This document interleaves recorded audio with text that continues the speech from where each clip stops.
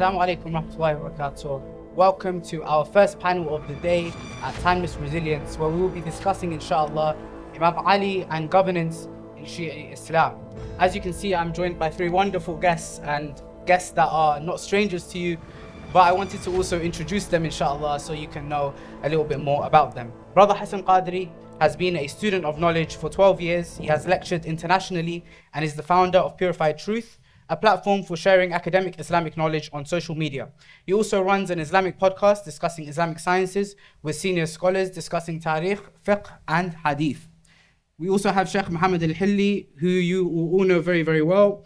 He is a prominent scholar, public speaker and the executive director of Noor Islamic Education, a UK-based charitable organization. Born near Qadri, Iraq in 1978, he pursued both secular and Islamic education, earning a master's degree in pharmacy and completing advanced seminary studies in Islamic disciplines. Sheikh Al-Hilli has delivered lectures and seminars globally, appeared on major media platforms, and participated in high-profile interfaith initiatives promoting peace and tolerance. And on my left, I have Dr. Rehan Naqvi. Most of you will know him if you have watched the episodes of Jum'ah Nights. Dr. Rehan Naqvi is a theologian and energy scientist. He holds a PhD in energy engineering from NTNU Norway, a graduate diploma in international relations from LSE, and a diploma in web journalism from the University of Nordland. After years in his field, he pursued a passion for Islamic theology, completing a master's in philosophy in Quranic sciences and tafsir, and earning the Ijaza Riwayat from several maraji'.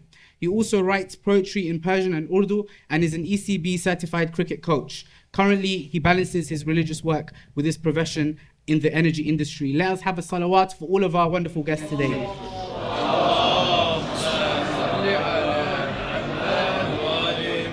So today, first of all, we're here to discuss Imam Ali's governance. We're living in a world right now where we are seeing a lot of injustice and oppression around the world.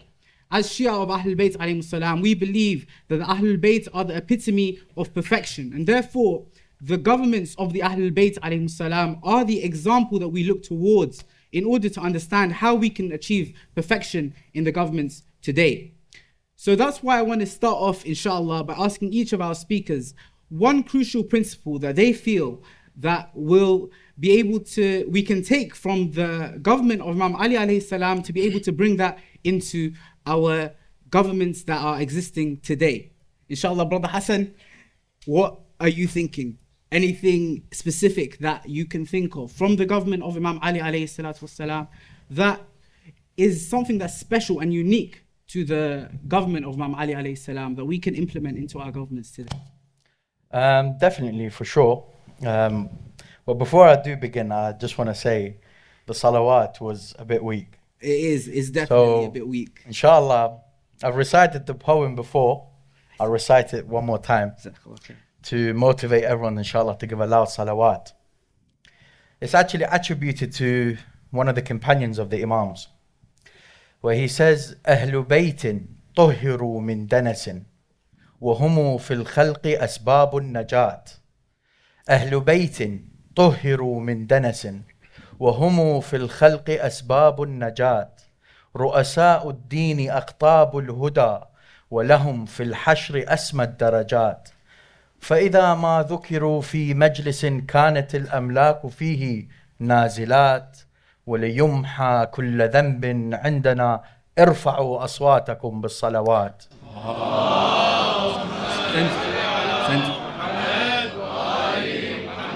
So when it comes to the government of Amir al-Mu'mineen, it's important to understand that the Amir alayhi salam, what he did was he built from the foundation.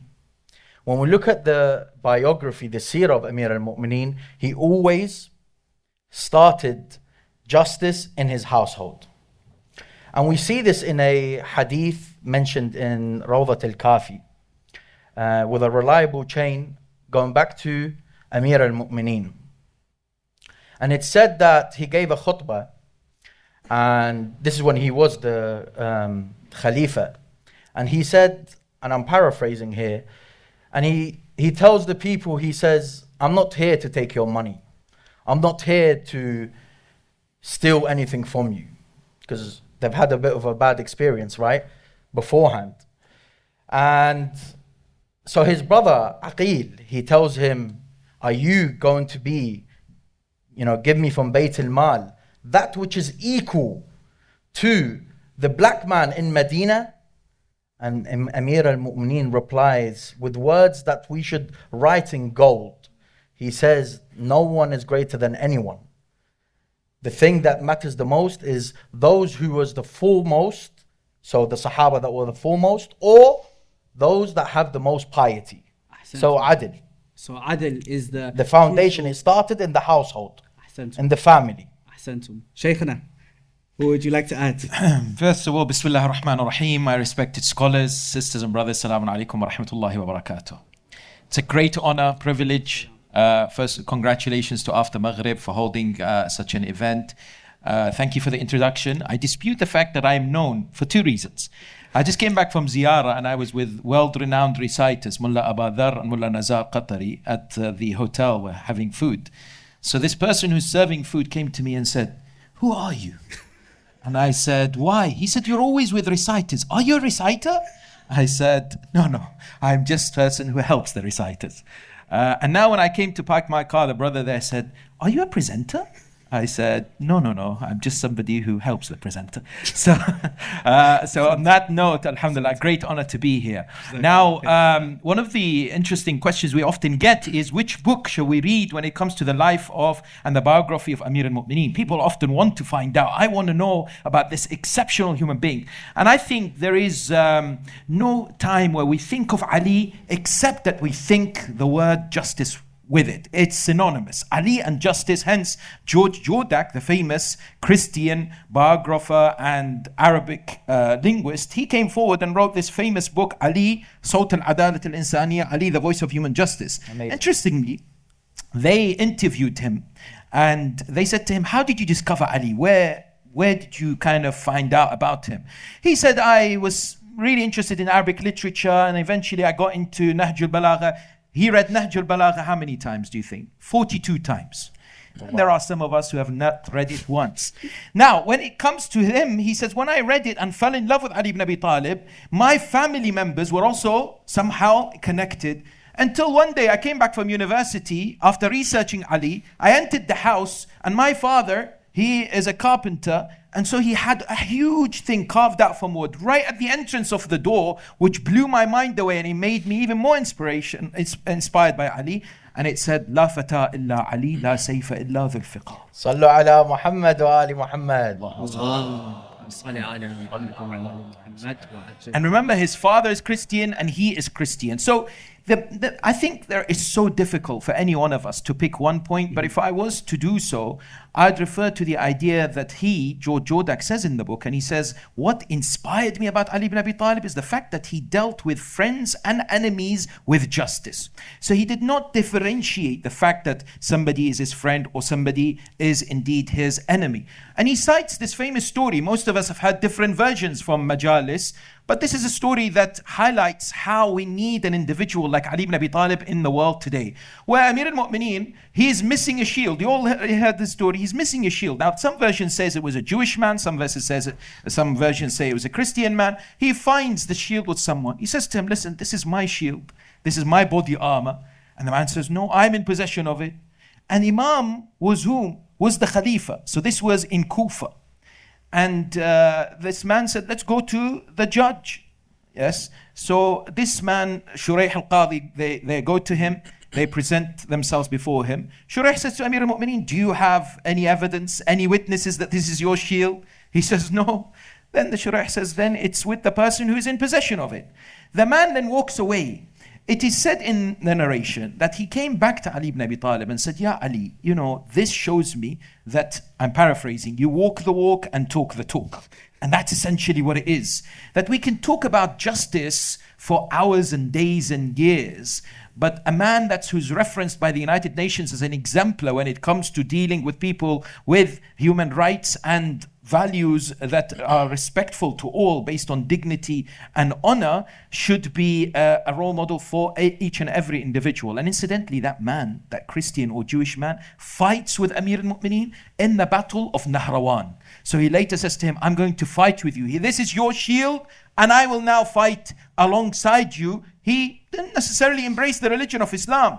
But for him, Ali ibn Abi Talib was an individual, irrespective of a religion, that I will follow. So that's something that I think we sometimes look in the world today. Number one problem is corruption, bribery, and dealing with people based on, feelings of tribalism and etc. Stuff like that. So Ali is a wonderful example of justice irrespective of whom you are treating. Jazakumullah khair, jazak, for that amazing answer, inshallah. Let's have a salawat ala Muhammad wa ali Muhammad. Allahumma salli ala Muhammad. Sayyid Rehan, we've already had a podcast before where we've discussed the praises of Ahlulbayt alayhim salam extensively. So I know that you're going to have a lot to tell us as well about Imam Ali alayhi salam. Can you give us an example of an understanding that we gain from Imam Ali's governance that we can bring into our lives today and learn from? Yes, so first of all, it's great to be here, and assalamu alaikum wa rahmatullahi wa barakatuh, everyone. I would like to share a powerful story that really captures the essence of the governance of Imam Ali alayhi salam, building upon that which Sheikh Hassan and Sheikh Mohammed have said. It's justice, of course, but this story tells us, and we all have heard it, that when a group of soldiers of Muawiyah attacked a Jewish family in the jurisdiction of Imam Ali alayhi salam and robbed them and took the anklet of a young Jewish girl, and after that they escaped and no one stopped them. When Imam Ali alayhi salam heard that, he said something remarkable. He said, if a Muslim hears this news and out of grief dies, مَا كَانَ بِهِ مَلُومًا, he should not be blamed for it. They should not be blamed for it. And then he said, in my view, he's worthy of it. So the Imam is telling us that in my jurisdiction, it's a zulm that someone is oppressed, someone is robbed, and then the perpetrator is not brought to justice, and the one who is oppressed is not even Muslim. So the Imam is telling us the central pillar of my governance is indeed justice. Why? Because the Imam and the 14 infallibles, they are a manifestation of the divine justice. Allah subhanahu wa ta'ala says in Surah Al-Imran verse 18, refers to himself that he is a qa'iman bil qist, that Allah is the establisher of justice. And then he says in verse 25 of Surah Al-Hadid that he sends messengers, and with them he sends the book and mizan, the balance, so that لِيَقُومَ النَّاسُ بِالْقِسْطِ, so that people establish justice. And he establishes justice through those who are a manifestation of his adala, of his justice. Ahsantum Sayyidina. I think it's amazing that all three of our wonderful guests have stressed on the justice of Amir al-Mu'mineen. And that's what this event is actually for. When we speak about timeless resilience, this is an event that aims to think about how we can achieve political justice in the world in 2025. And it's interesting that we see that it is on the birth of Ali ibn Abi Talib alayhi salatu wasalam that this is where we are understanding the meaning of justice, and it is Amir al-Mu'mineen that we understand the meaning of justice from. Let's have a salawat ala Muhammad wa ali Muhammad. Allahumma salli ala Muhammad. If I can ask my wonderful panelists, when we look at the government of Amir al-Mu'mineen alayhi salam, we see that there is a context in which this government is brought up. So when we are comparing, for example, the government of Amir al-Mu'mineen and the government that is described in the narrations as the government of the Imam of our time, there are a lot of differences that you may see in the way that Imam Sahib Zaman acts when he is coming to establish justice, and the way that Imam Ali may have acted during his time, or maybe during the time that he was living in the other Khilafat. So what is the reason for this, and what is that context that we are trying to kind of understand? Is it that Imam Ali's alayhi salam, his government was the most perfect that it could be, or that it was just the best that it could be within the circumstances? And what lessons can we learn from this? Anyone, free for all. Should we do an istikhara? Okay. Ahsan. The first thing I'd say is, what is the purpose of these individuals? We have to sometimes ask ourselves this question.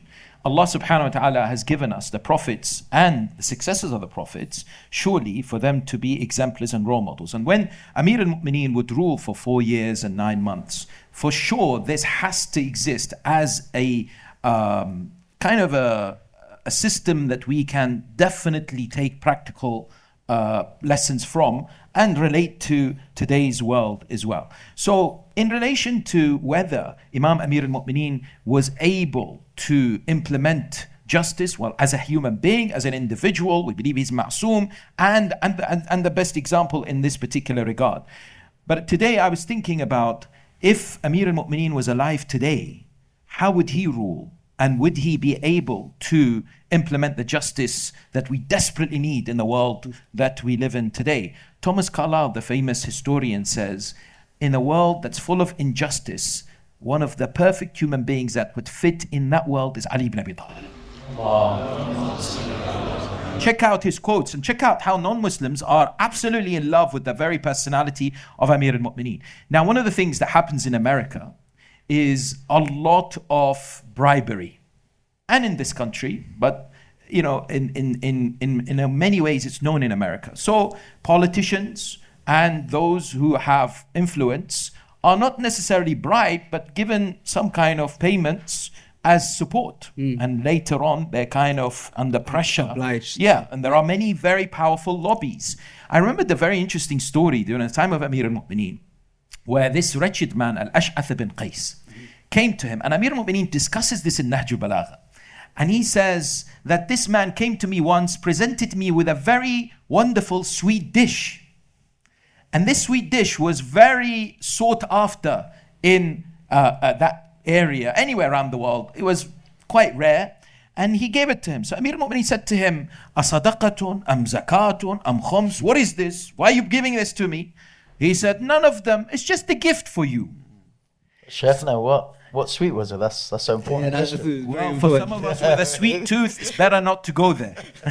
It's better not to know what sweet it is. But ultimately, Amir al-Mu'mineen then goes on famously to talk about how he rebuked him and said to him, you're presenting this to me for what reason? And Imam Ali salam then says his famous line. He says, Wallah, if I'm given whatever is in the 7 heavens and in between, for me to take an ounce of barley from the back of an ant in order to disobey Allah subhanahu wa ta'ala, I will never do so.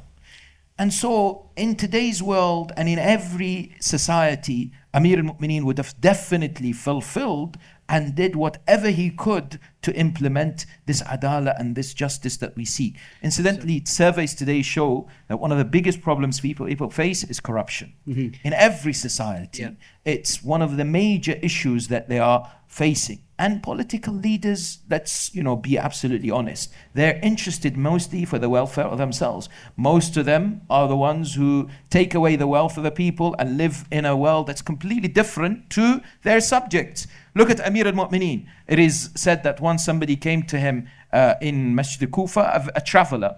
He didn't know who this man was. And he said to him, I need some food. I'm a traveler. So I gave him this piece of bread that's very hard to eat. So he said, I tried to eat it, but I couldn't. So then he went round in Medina and said, where do I go to get some food? They said, in Kufa, they said to him, there is a household. That was the household where Imam Hassan alayhi salam and Imam Hussein lived. Some of us go to visit it, yes. So Imam was next to it in Masjid al-Kufa. When he goes to that household, they feed him nice, good food. When he leaves, he takes away some of the food with him. So Imam Hassan alayhi salam says to him, what are you doing with this? He says, there's an old man I met in the mosque. He gave me food I can't eat. I felt sorry for him. I want to give him some of my food, some of this food. Imam says to him, Hada Abi Ali ibn Abi Talib, this is my father.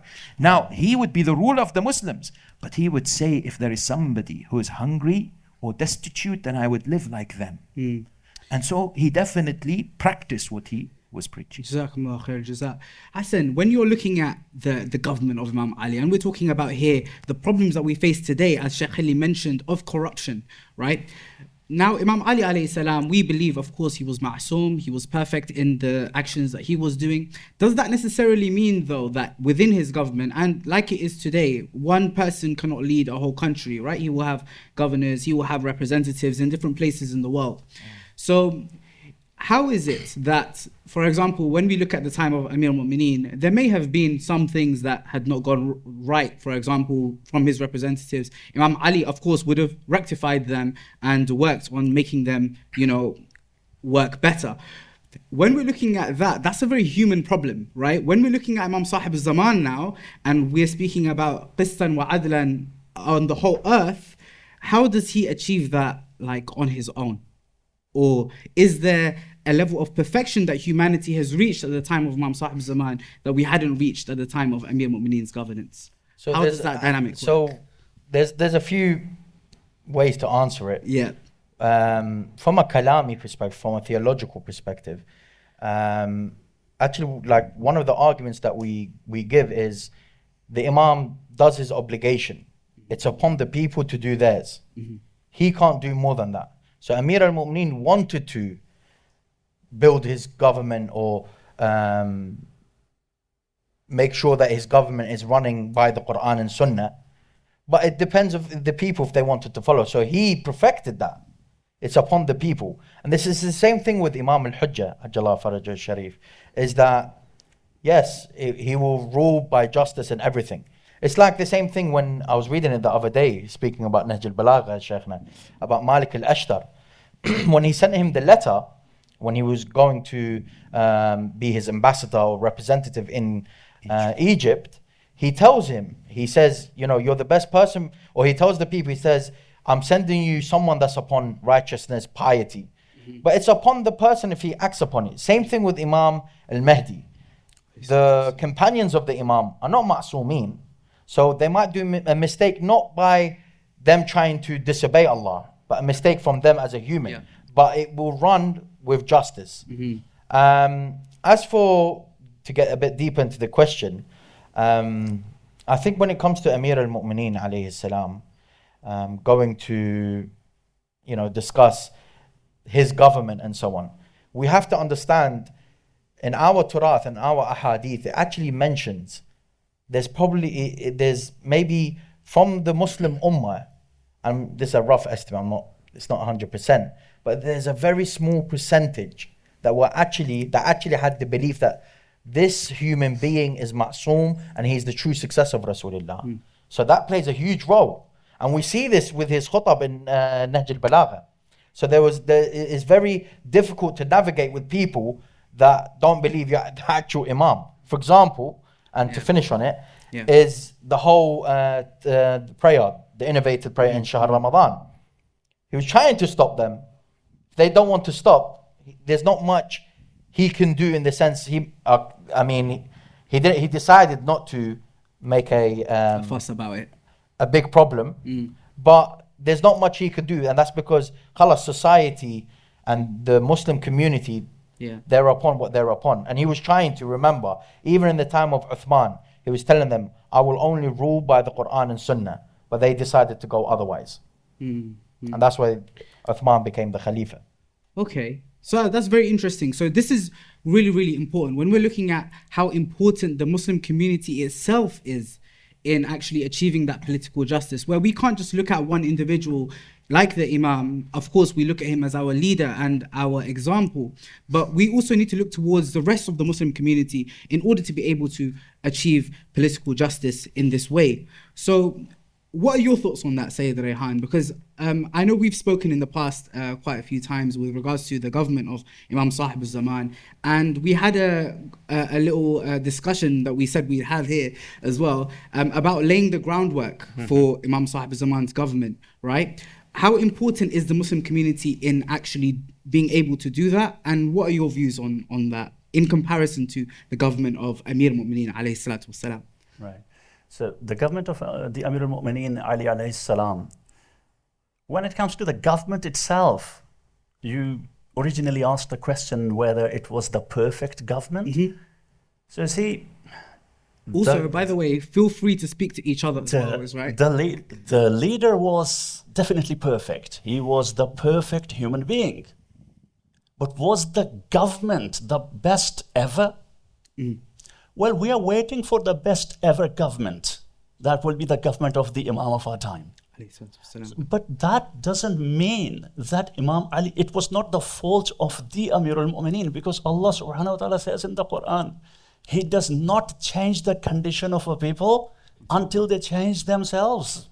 If people are not willing to change, and as Sheikh Hassan said very aptly, not everyone saw him as Ma'soom. There were several people, some saw him only as a ruler, the fourth caliph.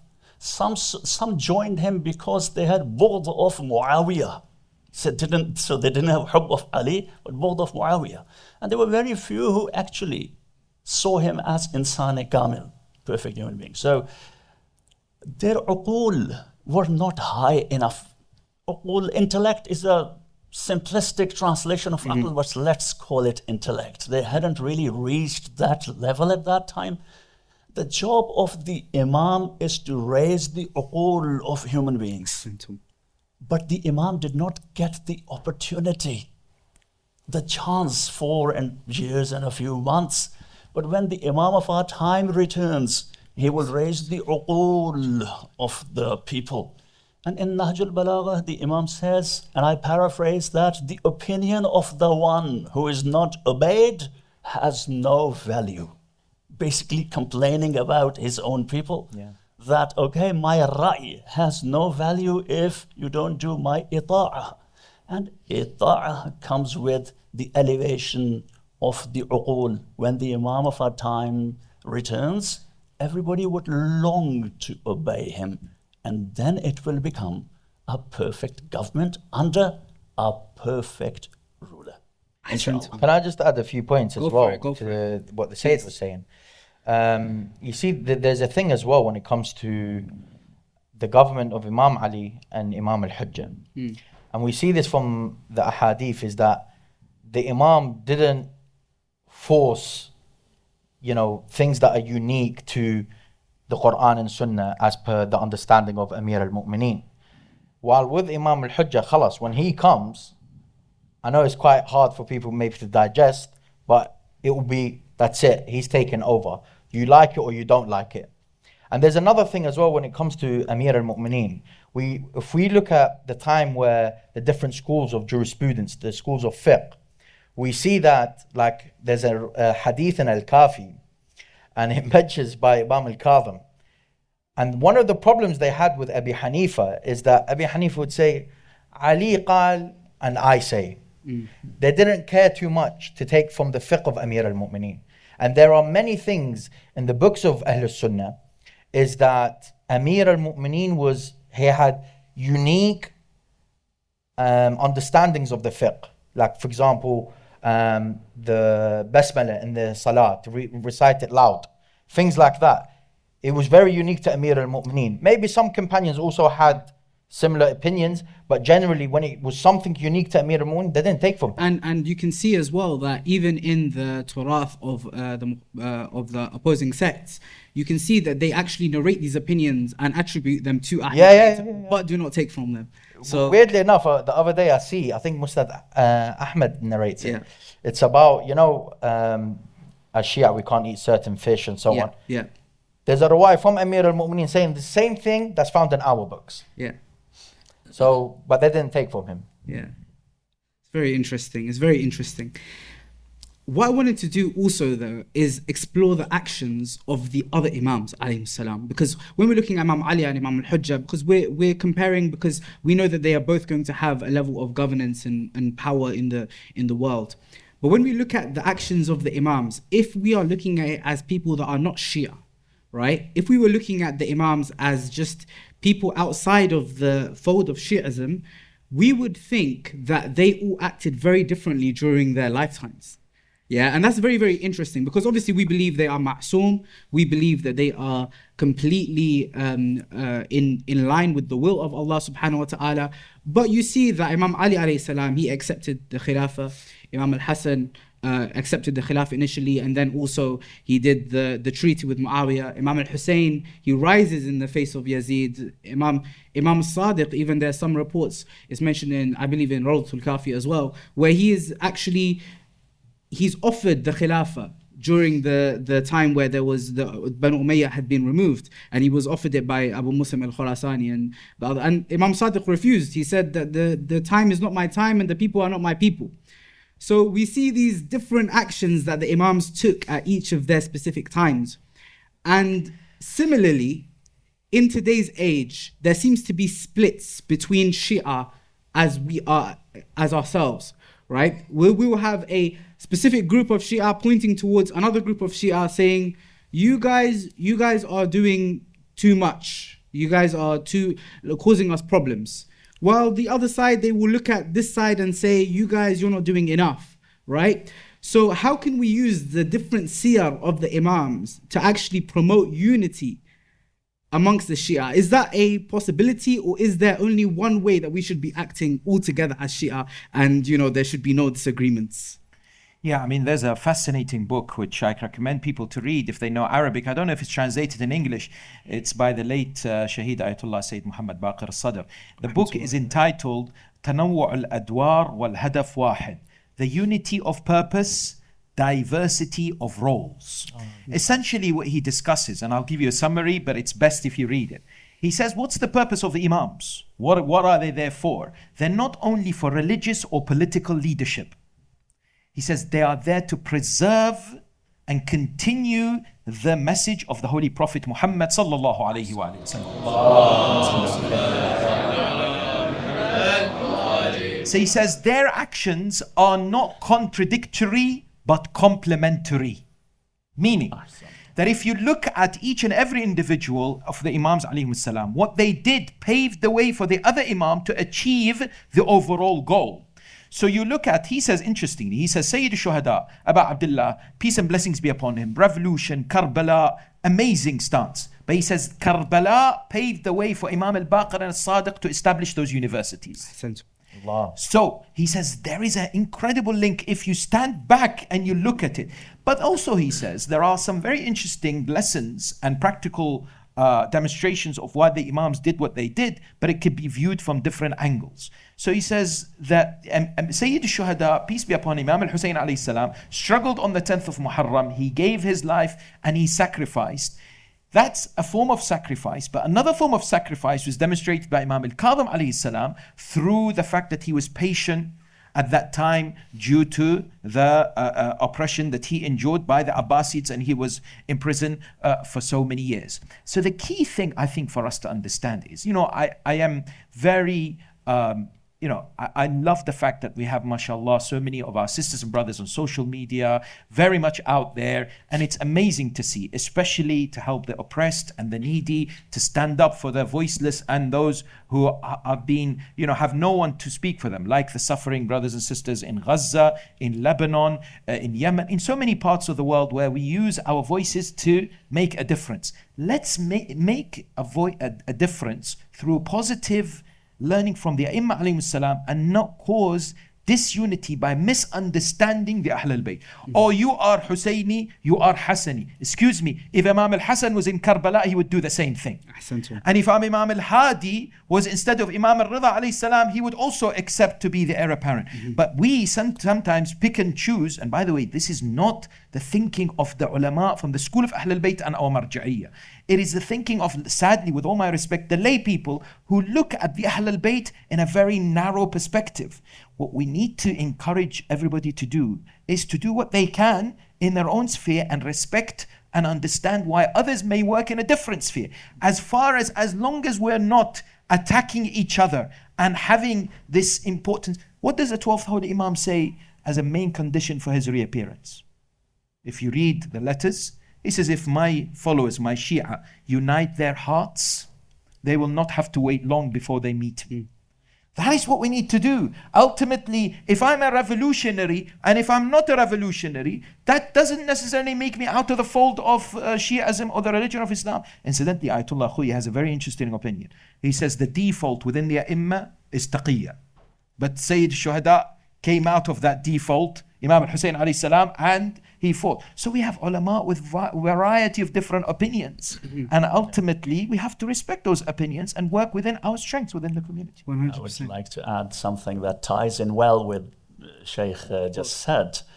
And there is a misconception among our communities, and that is that we have to follow the uswah of Imam al-Hussein alayhi salam in all circumstances.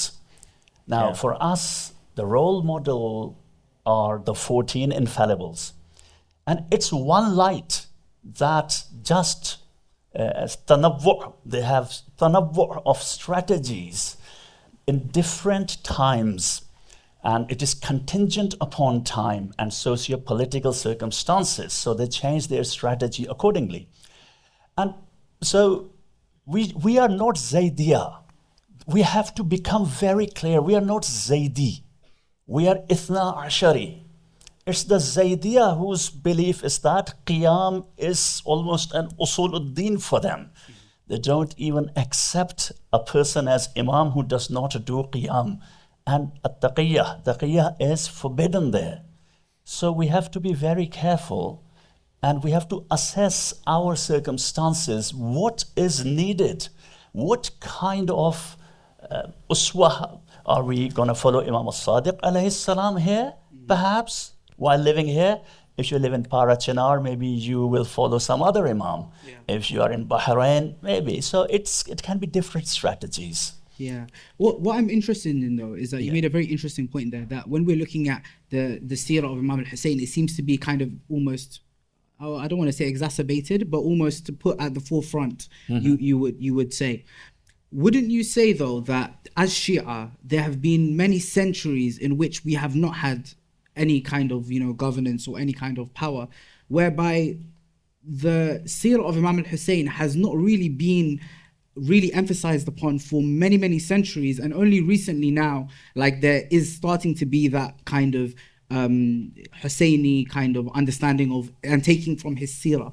Would you say that, like, for example, we had obviously the Buyid Empire, which is considered to be somewhat a Shia state. We had the Safavid Empire, and now of course we also have, like, the Islamic governments around the world. So in the times that we have not been in power, they are a lot more than the times that we have been in power, right? Definitely. So in those times, most of the time, we would probably hear the Shia scholars referring to the seerah of the Imams that were in taqiyya, whereas when we are in the time where we are in power, they'll be referring to a specific seerah. How do you actually find that balance? Because obviously every time that you live in, you're going to think about the Imams in your context. I disagree. Okay, go personally. Go for it. Because if we look at history, I was waiting for someone to disagree. Finally. No, Go for it. I disagree. There's been so many Shia revolts, revolutions, that's unbelievable throughout history. I mean, from the time of the Umayyads, the Abbasids, even the time of the Uthmanis, it is always there. The rhetoric, or if you want to call it that, that you stand up, you revolt like Al-Hussein, has always been there. Always been there. Okay. Even if you read like Tarikh al-Kamil by Ibn Athir, or the likes of Ibn Kathir in his Al-Bidayah wa Nihaya, it's always been there. But you was asking to say it, I'll add to it. Please. The spirit of Imam Hussein has lived through history, and it is such a great sacrifice that Imam Hussein continues to inspire us in so many different ways. So the spirit of Imam Hussein, when it comes, what I call is this divine inspiration. وَنَفْسٍ وَمَا سَوَّاهَا فَأَلْهَمَهَا فُجُورَهَا وَتَقْوَاهَا. I call it the Hussein within us all. So that lives on forever. I say hearing you makes my heart purified, I swear. I just want you to talk. I don't even want to speak. No. I'm going to cut it short. So that is there. But just assess your circumstances. As I mentioned, Parachinar and Bahrain and London, it's contingent upon your circumstances. Can I just add? I mean, if I was to ask just to get the audience involved, but I don't know, they can't that'd speak. be great. Yeah. When we think of Imam al-Hussein alayhi salam, we think Ashura. We think the last 7 days. Sayyid al-Shuhada, 57 years of age. Sayyid al-Shuhada. Tell me, can somebody, I would love to learn from you guys, somebody stand up and speak for 10 minutes about the 10 years of Imam al-Hussein alayhi salam dealing with Muawiyah. So Imam al-Hassan alayhi salam is poisoned in the year 50, right? Imam al-Hussein alayhi salam is martyred in which year? 61. Beginning of 61. So that's 10 years. About Abdullah, what did you do in those 10 years? So I am absolutely in agreement with the idea that the circumstances will allow you, but resistance to oppression, by the way, let this be clear, and this may make it to one of those reels. Let it be absolutely clear. Every Imam of the Ahlulbayt resisted oppression and dhulm. But they did it in their own way. So today, I could be amongst those who resist oppression in a particular manner through social media, through writing, through speech, right? And there may be other ways of resisting oppression and dhulm, right? But to be a Husseini means to study the life of Imam Hussein altogether, but also to be a Husseini means that we do not look at Sayyid al-Shuhada in isolation from the other 13 Ma'sumin. That's what Husseini means. Husseini means that I will know what Imam al-Jawad did, and I will know what Imam al-Sadiq did, and therefore formulate. And who helps me? Our ulama. There has to be emphasis on our ulama, because today, if I make these decisions, if I make a decision, you know what, I need to stand up to do this and say this. Too often people rely on themselves. The direction has to come from our established ulama, namely the marja'i. Is someone going to give us a Nari Haidari? Come on, man. Great. After that speech, someone give us a Nari Haidari. No one? Yeah. I just want to add a point as well. Go for it. So, we in Al-Kafi, we have a chapter in Al-Kafi that has many different. I love that we keep going back to Al-Kafi. Yeah. Keep it coming. There's many ahadith in this chapter. We can also find similar reports in the book of his student, Abu Zainab al-Nu'mani, in his Al-Ghayba, where they talk about Rasulullah. Jibreel comes to him, and for the first time he gives him a book, but it's sealed. And he tells the Prophet, each Imam needs to be given this book, and that they will open it when it's their time to be the Imam. What does that mean? And I'll give a small example just so we can, it's closer to home. Imam al-Hussein knew, okay, I have become the Imam. Of course, he did his duty in the time of Imam al-Hassan, as the Sheikh mentioned. But now he's the Imam. Yazid did what he did. He wants allegiance. He's looking at the Muslim Ummah. He revolted. He came, he fought, and we know the story of Ashura. But then, look at his son, Ali bin al-Hussein. Ali bin al-Hussein came and he did what for us? Sahif al-Sajjadiyah. He healed our hearts. Because sometimes you're so hurt. And I always say this, by the way, brothers and sisters, is that if you lose a loved one, believe there's nothing more beautiful than going back to the Quran or the du'as of the ad'iyah of the Imams alayhim as-salam. And so we see Imam al-Hussein became the Imam. He did what he did in Ashura, right? It broke our hearts. The Ummah was broken. The Shia were broken. And then Imam al-Sajjad came and he mended our hearts and he healed. So each Imam had a specific role to achieve based upon the circumstances they lived in. And so each Imam would open that book and achieve their objectives. By the way, Imam Zayn al-Abidin also resisted oppression by writing or giving us Risalat al-Huquq, treaties of rights. So that was a different way to stand up against dhulm, which was widespread at that time, by highlighting to people to what's right to what's wrong. So your original question was about Shia unity. Yeah. And I would like to add a few points. Please. That,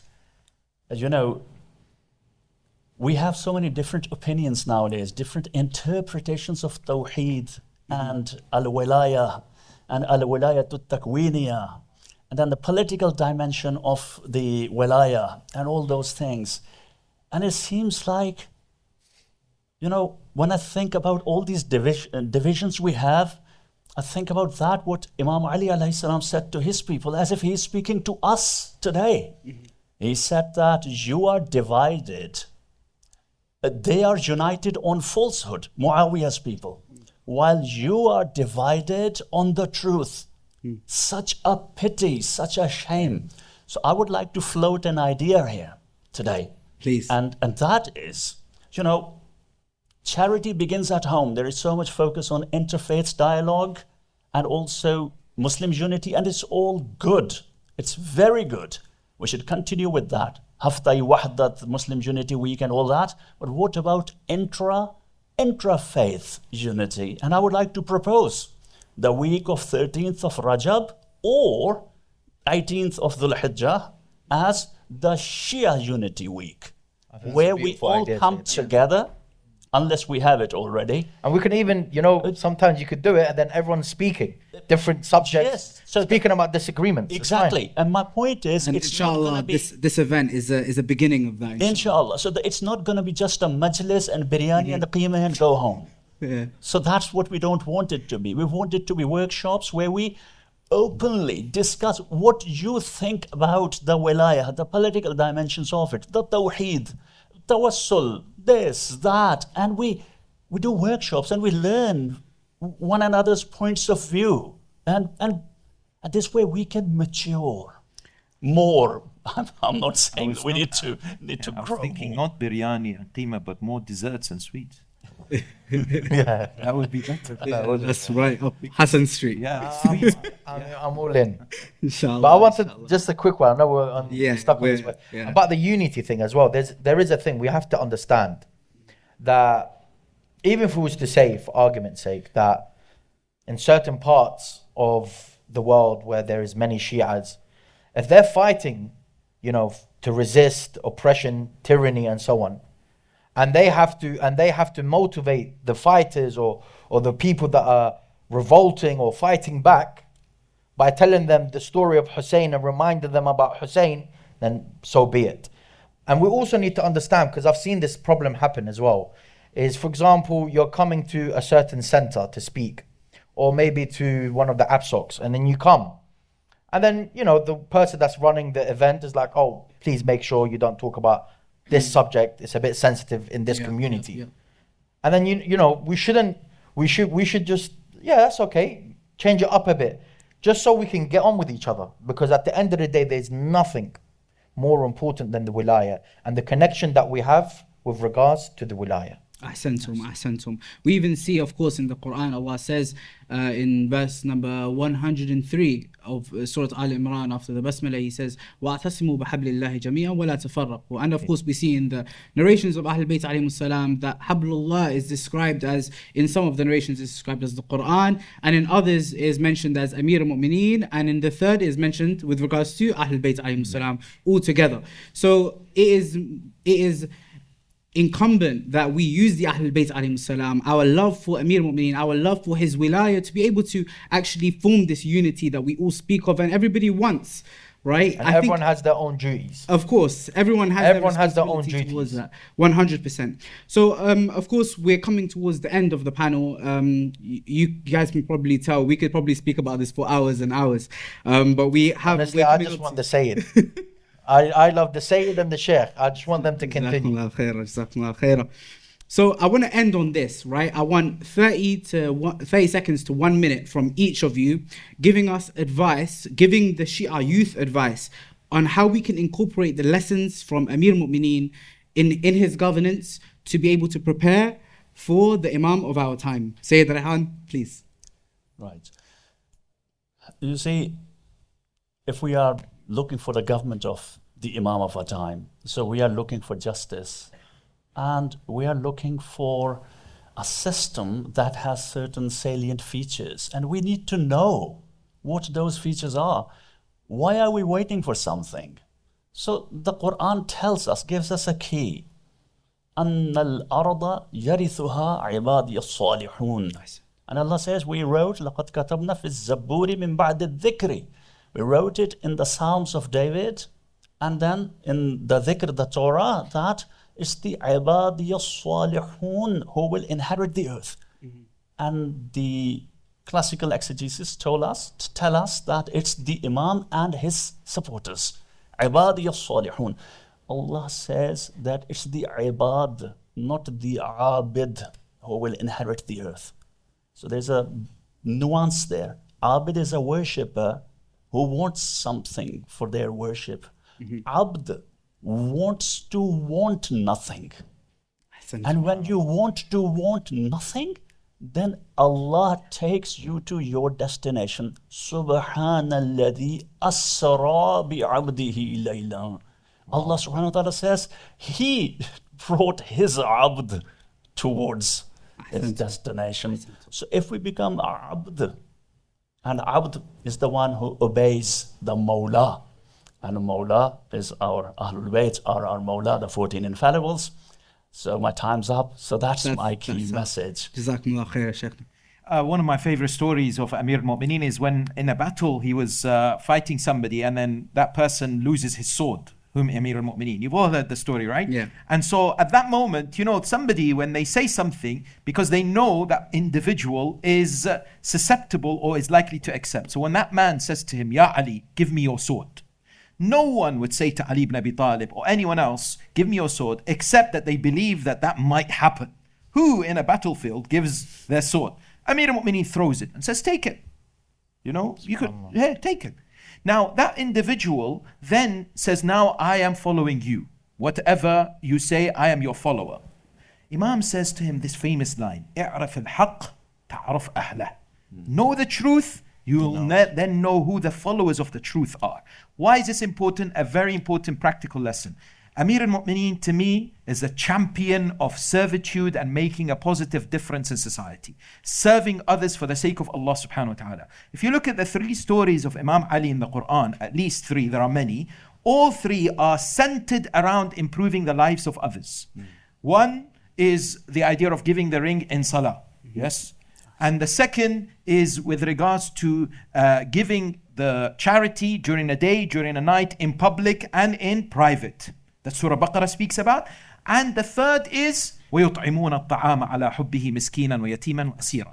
Now the lesson in this for myself to start off with and for my lovely respected sisters and brothers is, if we want to be in line with the government of Amir al-Mu'mineen in preparation for the Holy 12th Imam, we need to understand the truth and not be deceived by individuals who claim to be speaking in regards to Amir al-Mu'mineen, Shi'ism, whatever, and be deceived by them. Today, one of the biggest problems we have is doubt, and people are being, you know, all over the place in terms of their ideas. There are all these confusion that's happening out there. Anybody comes out on YouTube or whatever, do this, don't do this, follow this, and people send me messages all of a sudden, what do we do? This man has questioned tawassul. Oh my God, how are we going to live our lives? Chillax. 1400 years of Shi'ism won't be defeated by someone sitting somewhere on front of a computer screen. Right? At the end of the day, a great lesson that we have to learn is stick with the truth and understand where it originates from, and then you'll have the strength. And that comes with our ulama, being with our established ulama, and indeed reading and being inspired by the Ahlulbayt alayhim salam's legacy. Jazakumullah khair. Sheikh Hassan. There was a salawat. Sallu ala Mohammed wa ali Muhammad.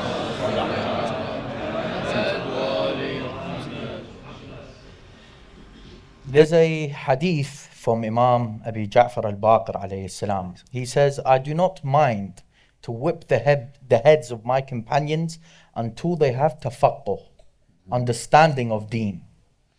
And in another hadith from Imam al-Baqir and Imam al-Sadiq, they tell us that truth is only found with this household.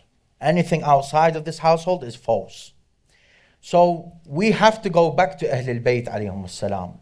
And what we have from Ahlul Bayt alayhim salam currently is the books of hadith. Do not be scared to read the books of hadith. Of course, don't start making your own ijtihad. And so that's for the ulama, as the Sheikh was mentioning. And you go back to the fuqaha, the maraja, and so on. But don't be scared to read. Read, see what it's saying, ask questions, go back and forth. You wouldn't believe, if you look at the biographies of the narrators of hadith or the companions of the imams, what they went through just so that these hadith get to us, you wouldn't believe it, honestly. So let's go back to the hadith of Ahlul Bayt alayhim salam. Let's open our hearts to each other so that we can unite. And as the Sheikh mentioned, we can bring back the Imam of our time, inshallah. Ahsant, Sheikhna.